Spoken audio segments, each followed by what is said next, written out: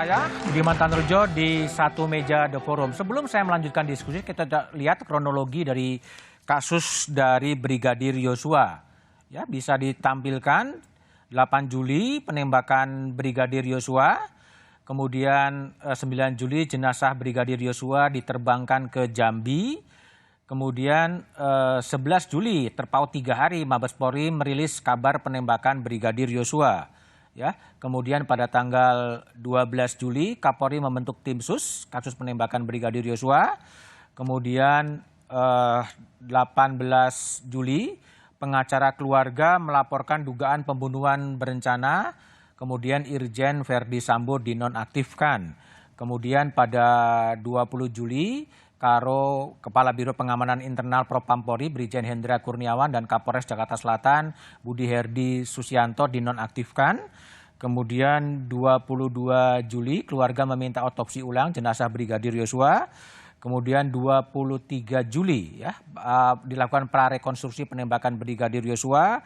Kemudian 27 Juli pada hari ini otopsi ulang jenazah Brigadir Yosua dilakukan. Kembali saya ke Mas BK. Mas BK, ajudan-ajudan sudah diperiksa. Sudah. Apakah ada sesuatu yang signifikan dari pemeriksaan ajudan? Ya, kami kemarin memeriksa masing-masing ajudan dalam ruang yang terpisah. Oke. Kami menanyakan soal posisi dan peran masing-masing ajudan pada saat kejadian. Terus kemudian juga kami bertanya relasi antar ajudan dengan Pak Verdi Sambo dengan istri. Terus apa pola komunikasi yang dijalankan? Misalnya apakah lewat WhatsApp group atau ada yang lain, pakai media lain. Terus kemudian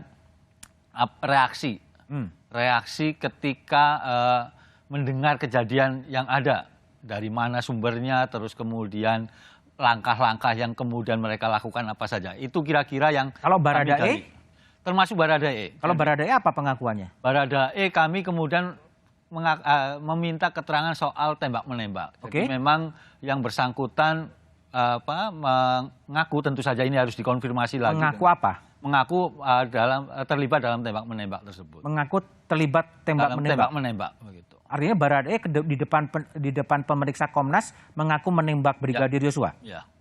Dan suasananya seperti apa itu ketika digambarkan oleh Baradae ketika terjadi tembak-menembak? Ya, ini kan karena situasinya cepat begitu ya. Ini lebih soal refleks dan yang lain sebagainya begitu. Jadi ini kejadian yang cepat begitu, terus kemudian hanya berpikir bagaimana merespon yang dilakukan oleh Brigadir Yosua dan lain sebagainya. Tetapi ini sekali lagi baru pengakuan dari Baradae. Kami harus kemudian mengkonfirmasi dengan pengakuan dari ajudan lain begitu. Ini kan masih kami analisa begitu. Apakah betul apakah sudah ada pertemuan juga Komnas HAM dengan Pak Verdi Sambo? Belum. Dengan anggota Komnas HAM atau apa formal maupun informal? Jadi terkait dengan penanganan kasus ini kami pertama ketemu dengan Pak Wakapolri dan Irwasum sesaat sebelum ada konferensi bersama antara Komnas HAM, Kompolnas dengan tim khusus gabungan waktu itu Pak Agung yang konfes begitu.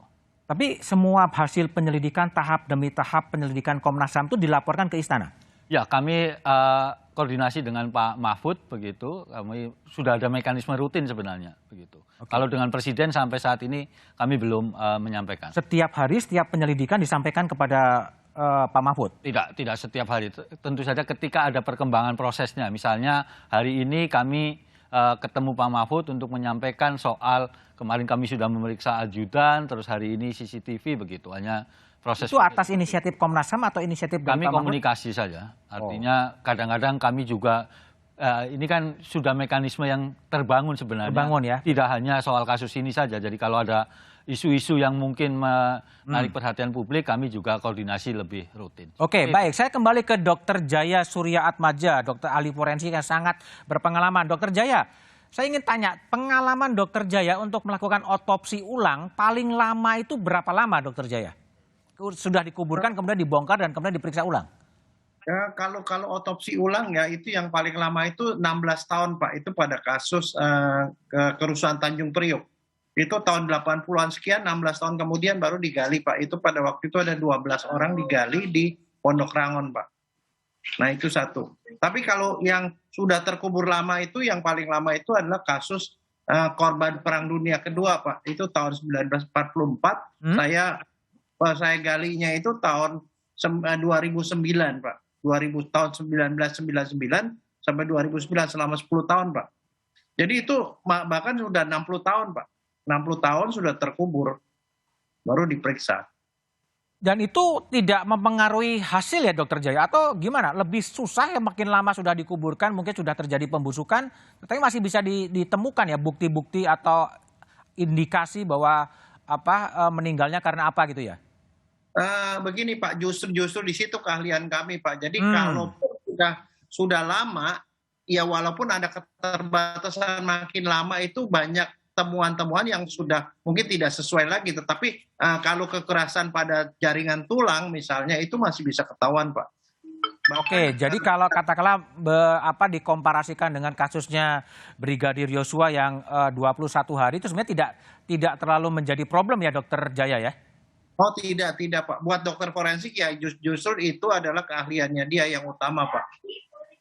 Keahlian untuk membuktikan ini penyebab kematiannya karena apa gitu ya Dokter Jaya. Oke, saya ke Pak Beni Mamoto. Pak Beni, ini saya ingin juga tahu ya, Pak Beni kan pernah di kepolisian lama dan kemudian awalnya dulu kemudian diminta untuk Brigadir Yosua dimakamkan secara kedinasan, tidak dikabulkan dan hari ini kemudian dikabulkan kedinasan. Apakah ini tindakan korektif gitu? Dari atau sekedar memenuhi keinginan dari keluarga atau gimana Pak Beni?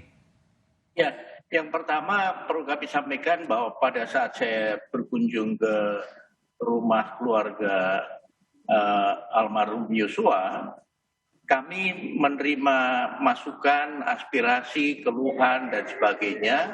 Di antaranya adalah keluarga menyampaikan pernah dijanjikan untuk dimakamkan secara kedinasan. Namun setelah ditunggu tidak terwujud. Di sini keluarga kecewa. Nah, aspirasi itulah kemudian kami bawa ke Jakarta, kami sampaikan dan bahkan pada hari Senin itu kami bahas untuk bagaimana itu bisa diwujudkan. Nah, kita diskusinya ini gimana? Nah, kalau saya sampaikan bahwa ini berlaku asas praduga tak bersalah. Oke. Kalau seseorang itu dinyatakan bersalah sesuai keputusan hukum yang sudah inkrah, nah itu berlaku perkap.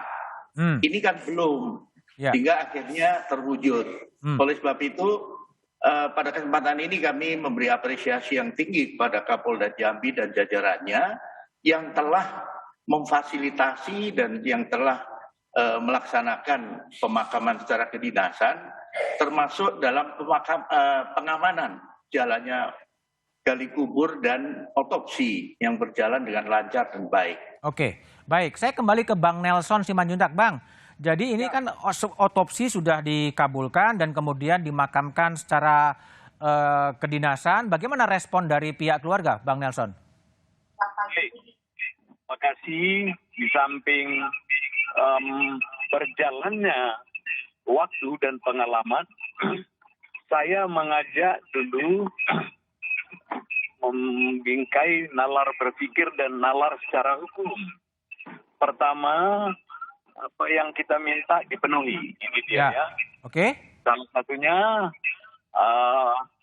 low level good, middle level, dan high level good. Ini sudah terpenuhi semua. Tinggal bingkai terakhir, apakah hasil-hasil ini harus intervensi lagi? Kita sudah percaya sepenuhnya sama forensik itu. Ada beberapa perbedaan, persamaan yang kita investigasi, maupun yang dengan temuan-temuan hari ini sepenuhnya terkeseriusan dan tentunya dibawa ke Jakarta, asal tidak ada lagi hal-hal baru yang bisa membuat nota yang tidak menggembirakan. Demikian. Bang Nelson, ini kan kita masih menunggu 8 minggu ya sampai kemudian hasil otopsi diserahkan kepada penyidik. Tapi posisi keluarga sejauh yang Anda baca, apakah kemudian akan menerima apapun hasil dari otopsi atau seperti apa? Tapi jawaban Bang Nelson setelah jeda berikut ini.